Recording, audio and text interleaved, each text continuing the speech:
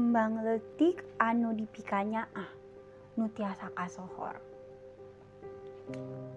Manya sih eta ngaran pantes keur kuring.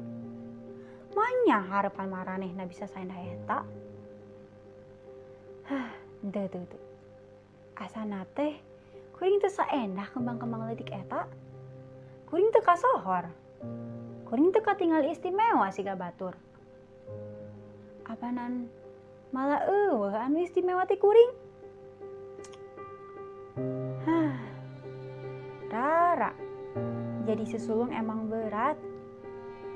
Harapan kabeh teh sok aya di maneh. Anu jadi kareueus kolot. Jadi si sukses harapan kulawarga. Jadi si pinter anu dipikahayang ayah sareng bunda.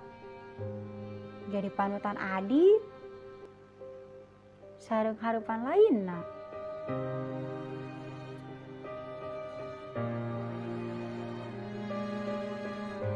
Bebanna emang berat.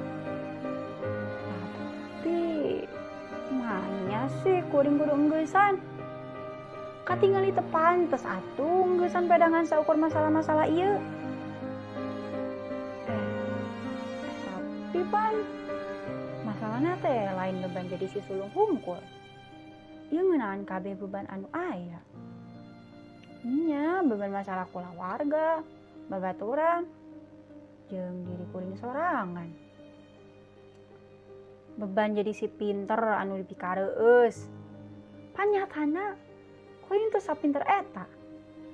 Nya rarasaan kuring dipaehkeun ku harapan batur jeung harapan kuring sorangan. Beban oge ti kaributan ayah bunda. Anu dipaksa kudu nyaho deui ti leutik. Nya kabeh beban we pada aya ngarasahan jelu, harapan, jeung amarah ka diri sorangan.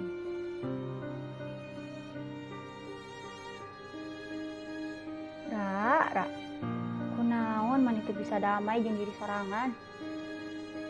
Kunaon maneh teu bisa sategar jeung sakuat baja?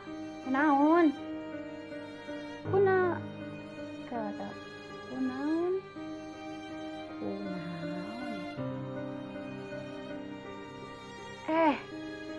Kunaon sih nu aya di pikiran kuring ngan saukur omongan anu garihal ka diri kuring sorangan? Nah, kunaon henteu omongan nu alus kitu keur ngarubah diri? Tenang. Pan kuring yakin maneh kuat. Pan maneh bisa jadi handra anu tegar. Senyum heula atuh. Tah kitu pan kudu damai jeung diri sorangan teh.